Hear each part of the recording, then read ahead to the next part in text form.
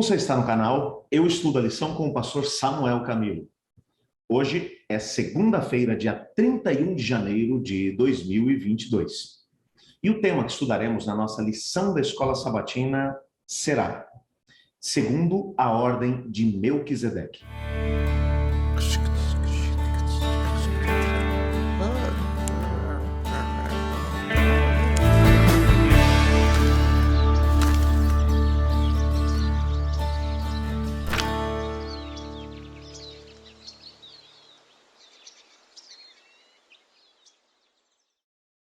Como vimos na lição de ontem, Jesus é apresentado como sendo o nosso sacerdote. Para tornar-se o nosso sacerdote, ele teve que se encarnar. Ele tornou-se verdadeiramente um de nós. E como tal, ele passou por todo tipo de tentações, de provações, sem pecado, entretanto, mas por conta disso, ele pode interceder por nós porque ele nos entende. Ele aceitou fazer parte da família humana. Ele não nasceu como ser humano, mas ele escolheu tornar-se um ser humano. Até porque a Bíblia vai mencionar que ele é anterior à sua encarnação. A encarnação não foi o início da sua existência, mas foi o momento em que ele assumiu a humanidade como parte de si mesmo. É algo que a gente vai ter que estudar por toda a eternidade para poder entender. Mas o mais interessante é que, no argumento do autor da carta aos Hebreus, Jesus é apresentado como o sumo sacerdote, mas não segundo a ordem de Arão. O sumo sacerdócio no Antigo Testamento, dentro de Israel, ele havia sido estabelecido da seguinte maneira: somente uma tribo tinha autorização para ser a tribo dos sacerdotes, que era a tribo de Levi. Mas dentro da tribo de Levi, para exercer o sumo sacerdócio, o indivíduo precisava comprovar uma ascendência direta ou uma descendência. Teria que comprovar um parentesco com o Arão, irmão de Moisés, que foi o primeiro sumo sacerdote escolhido pelo próprio Deus na nação de Israel. Quando qualquer israelita, qualquer judeu que lesse a Bíblia e pensasse em sumo sacerdócio, ele pensaria diretamente em Arão, bem como nos seus filhos e nas gerações que se sucederam a ele. Todos tinham que ser da família de Arão. O autor da carta aos Hebreus vai dizer que Jesus é nosso sumo sacerdote, mas ele não é o nosso sumo sacerdote segundo a ordem de Arão, mas um sumo sacerdócio muito superior, segundo a ordem de Melquisedeque. O Melquisedeque histórico foi um ser humano que existiu na época do Abrão, o pai da nação de Israel. Havia acontecido um problema muito sério naquela região. Ló havia se separado do seu tio Abrão. Ló havia se mudado para a cidade de Sodoma, e aquela região havia sido invadida por reis que tinham vindo da região do Crescente Fértil, mais especificamente daquela região onde mais tarde acabou sendo estabelecido o Império Babilônico. Mas uma coligação de 4 reis daquela região invadiu as cidades da Campina, e 5 cidades da Campina, entre elas Sodoma, Gomorra e outras cidades das Campinas, haviam sido capturadas, haviam sido tomadas. Os despojos dessa cidade foram tomados e os habitantes daquela cidade foram feitos reféns, foram feitos escravos.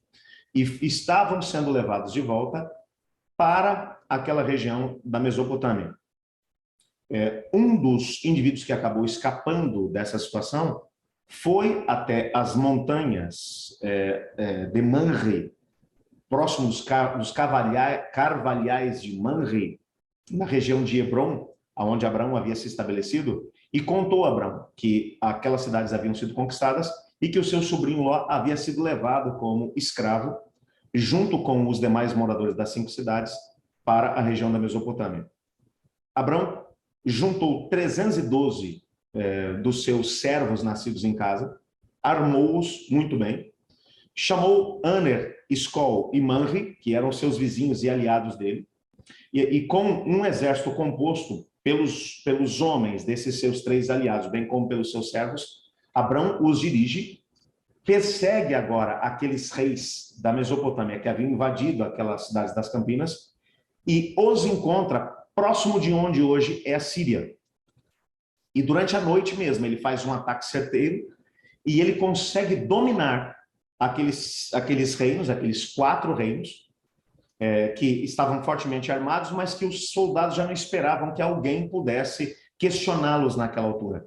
Estavam se divertindo em meio a festas, bebedeiras, orgias, etc. e tal, e eles venceram aqueles indivíduos, libertaram os prisioneiros, tomaram os despojos, e agora eles retornam para o sul, para a região onde estavam as cidades que haviam sido conquistadas.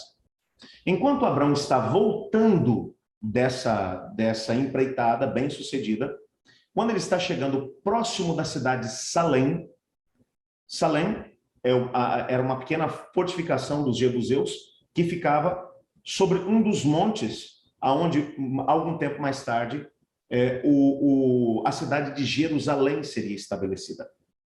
O rei e sacerdote dessa cidade de Salém era um homem chamado Melquisedeque. Melquisedeque, ele é apresentado como rei e ao mesmo tempo sacerdote. Uma realidade que era completamente impossível dentro da nação de Israel, que seria fundada a partir do próprio Abrão. Porque nas regras que Deus estabeleceu, os reis deveriam vir da tribo de Judá, através da qual veio o próprio rei Davi e se estabeleceu uma dinastia, ok? Muito forte, da qual, aliás, veio o próprio Cristo Jesus. Os sacerdotes só poderiam ser da tribo de Levi. Um indivíduo de qualquer outra tribo, mesmo que fosse da tribo de Judá, não poderia, ao mesmo tempo, exercer o seu trabalho como rei e como sacerdote. Houve um rei apresentado na história. Esse rei, ele tinha conseguido alcançar grandes vitórias, começou a se tornar um pouco arrogante. E esse rei, ele decidiu entrar dentro do santuário para poder queimar incenso diante de Deus. Os sacerdotes tentaram impedi-lo disso, mas ele disse: eu sou rei e eu mando. E ele entra dentro do templo para poder queimar incenso. E quando ele joga os incensos sobre a brasa, ele, na mesma hora, ele fica leproso. Doença essa que o levou à morte. Deus, portanto, estava dizendo de maneira muito clara que sacerdotes seriam da tribo de Levi, reis da tribo de Judá. Esse indivíduo, Melquisedeque, ele, portanto, é anterior à formação de Israel enquanto nação. A Bíblia não menciona a sua genealogia. O que a tradição judaica vai dizer é que esse era ninguém menos do que Sem, o filho de Noé, que pela genealogia que vai aparecer ali em Gênesis no capítulo 10, no capítulo 11, Sem seria contemporâneo do próprio Abrão, porque Sem viveu até os 600 anos de idade. Então, ele realmente foi contemporâneo de Abrão e pode, em termos históricos, haver algum tipo de verdade nessa tradição judaica. O fato é que não temos nenhuma comprovação histórica de que isso seja verdade. O que sabemos a respeito desse Melquisedeque é que ele era o rei de Salém e, ao mesmo tempo, era o sumo sacerdote. Era ele que ministrava diante de Deus pelas pessoas. Abrão, quando chega ali, naquela região de Salém, antes que Melquisedeque viesse ter um encontro com ele, ele teve um encontro com os reis de Sodoma e Gomorra. E esses reis vêm até Abrão e dizem: olha, você pode ficar com os bens que você capturou de volta, mas devolva as pessoas para nós. Abrão vai dizer para eles: eu não quero um centavo do que é de vocês, para vocês poderem depois dizer que vocês fizeram com que Abrão se tornasse um homem rico. Tudo que eu tenho veio de Deus. Eu não quero nada de Sodoma e Gomorra. Então peguem as pessoas e peguem também os bens. Os reis, a partir daquele momento, assumem as pessoas, voltam para as suas cidades-estado. Enquanto Abrão está se preparando para voltar para Hebrom, Melquisedeque vem ao seu encontro. E Abrão, ele vai adorar a Deus. Melquisedeque faz um sacrifício por ele. Abrão vai tomar 10% de tudo aquilo que ele possuía e ele vai devolver o dízimo para o Melquisedeque.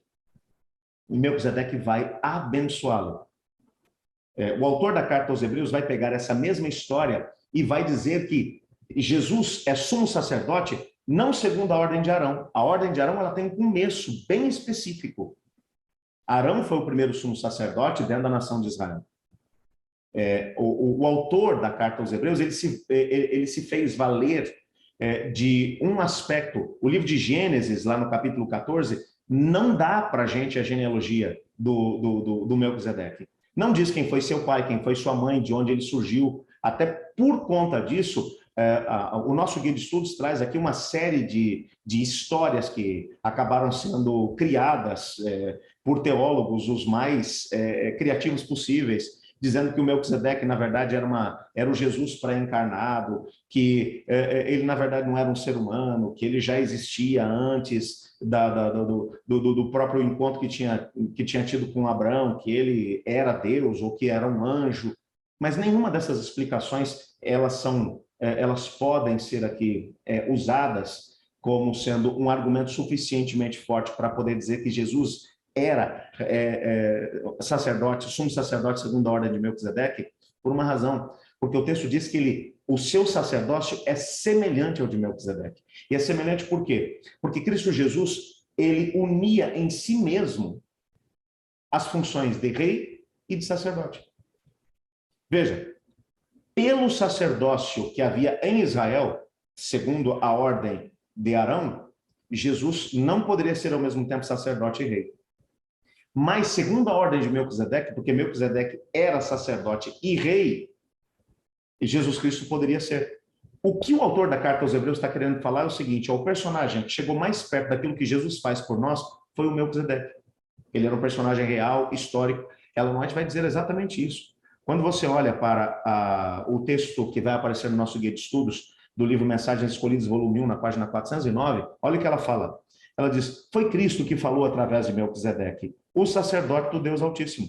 Melquisedeque não era Cristo, mas era a voz de Deus no mundo, representante do Pai. E através de todas as gerações do passado, Cristo falou. Cristo dirigiu o seu povo e tem sido a luz do mundo.